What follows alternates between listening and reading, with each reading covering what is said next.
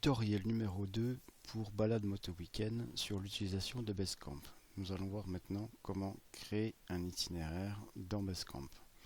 Donc nous sommes sur cette fenêtre avec Besançon par hasard affiché. Je peux bien entendu grossir la carte, diminuer le zoom pour avoir une vue un peu plus générale. J'ai ici mon profil de conduite choisi, donc c'est-à-dire moi j'ai choisi moto, avec bien entendu des pré-réglages qu'on a vu tout à l'heure au niveau des vitesses, des routes sinueuses, ainsi de suite. Pour créer un itinéraire, je vais donc aller ici sur ce petit symbole de 3 carrés verts, ou si vous ne l'avez pas dans votre barre d'outils, vous pouvez très bien faire fichier, nouveau et itinéraire, on le retrouve exactement et c'est le même. Donc je clique sur itinéraire. Je ferme cette fenêtre qui n'est pas très utile à mon avis. Vous avez vu que maintenant la flèche de la souris s'est transformée en un crayon. Cela veut dire que je suis prêt à commencer mon itinéraire. Je vais zoomer un petit peu pour commencer mon itinéraire. Dès que je veux commencer à un endroit, je clique avec le bouton gauche de la souris pour lui dire que c'est mon point de départ. En l'occurrence, on va partir par exemple d'ici. Je tombe sur la station Total, c'est vraiment un hasard, je n'ai pas d'affinité particulière avec eux. Je fais un zoom arrière et je vais commencer mon itinéraire. Vous voyez que je suis lié avec une ligne imaginaire, on va dire, à mon premier point. Je continue à déplacer un petit peu ma carte et je vais faire un premier passage ici. Il va calculer bien entendu la route en fonction de ce que je lui avais mis auparavant et on continue. Je remets un point ici. Vous pouvez bien entendu aller beaucoup plus vite si vous savez à peu près où vous allez. Vous n'avez pas forcément besoin de grande précision. Vous pouvez baisser le zoom et ainsi de suite. On va dire qu'on va aller à Sensé, qui est juste après. Nous arrivons donc sur la commune de Sensé. On va regrossir un petit peu le zoom et on va aller juste ici, qui est mon point d'arrivée. Vous voyez que j'ai toujours l'itinéraire activé puisque j'ai encore le crayon au niveau de la souris. Pour quitter le mode itinéraire, je vais cliquer sur la main. Vous voyez que maintenant j'ai la main et je peux me déplacer sur la carte. Je n'ai plus la fonction itinéraire activée, c'est-à-dire que je ne peux plus faire de tracé. On zoome arrière et on se rend compte donc de l'itinéraire que nous venons de créer.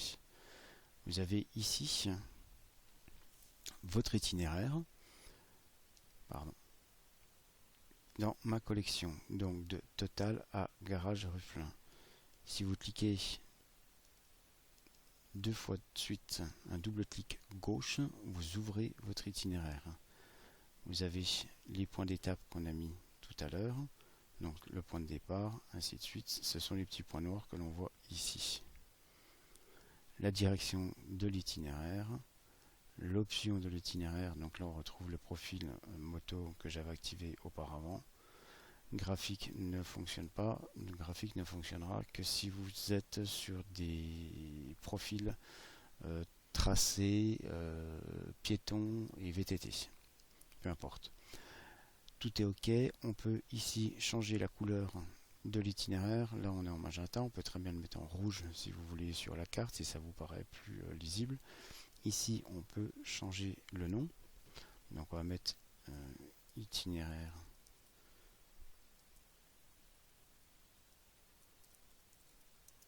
par exemple, et on ferme. Vous voyez que on a bien changé le nom, il s'appelle itinéraire 1. Juste en dessous, ici sur la fenêtre, vous avez la distance 52 km et le temps 57 minutes. Il est bien entendu que le temps est calculé en fonction des paramètres que vous avez rentrés dans votre profil moto. Si vous lui mettez que vous roulez à 130 à l'heure sur les nationales, chose qui n'est pas très bien, on est bien d'accord, le temps en sera bien entendu réduit, mais vous ne serez plus dans la réalité parce qu'on ne roule jamais à 130 sur les nationales. Voici donc votre itinéraire terminé. Les flèches rouges symbolisent le sens de circulation. Donc vous allez de Besançon à Sensé. Ensuite, comment faire pour exporter votre itinéraire sur votre GPS? Très simple pour exporter votre itinéraire sur votre GPS. Vous voyez qu'ici, je viens de connecter mon GPS sur l'ordinateur. Donc, il s'affiche ici dans cette fenêtre. J'ai toujours mon itinéraire 1 que nous avons créé auparavant. Je clique dessus pour le mettre en surbrillance. Et soit j'utilise ce logo, cette icône pardon, pour l'envoyer à mon appareil, soit je vais dans Fichier, Exporter, exporter ma collection ou sélection. On verra la différence entre les deux un petit peu plus tard.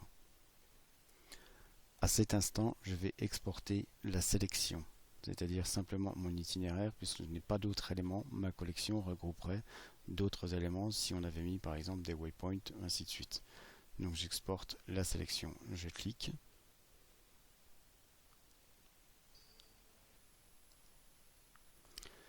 Petite erreur de ma part, exporter ma collection ou exporter sélection sert à enregistrer l'itinéraire sur votre ordinateur et non pas à l'envoyer sur votre appareil. Pour l'envoyer sur votre appareil, uniquement le icône vert ici avec la flèche envoyer. Ici vous avez le choix. Si vous avez le BM Navigator 4, il est là, le 5 ce sera pareil, et si vous avez une carte mémoire installée dessus, il vous propose aussi de l'installer sur la carte mémoire. Peu importe l'un ou l'autre, tout dépend simplement si vous avez encore de la place en mémoire sur votre GPS, sinon passez sur la carte mémoire. Vous lui dites par exemple que vous voulez en direct le GPS, vous faites OK. Ici, vous voyez qu'il y a une barre de progression qui est apparue, qui va assez vite parce que l'itinéraire n'est pas très compliqué, donc le transfert se fait très rapidement. Le transfert s'est bien passé puisque nous avons la coche verte qui est installée. Donc votre GPS est prêt, votre itinéraire est dedans, restera à vous après à le retrouver avec le planificateur de trajet pour les Garmin 5 ou l'importation de données pour le Navigator 4.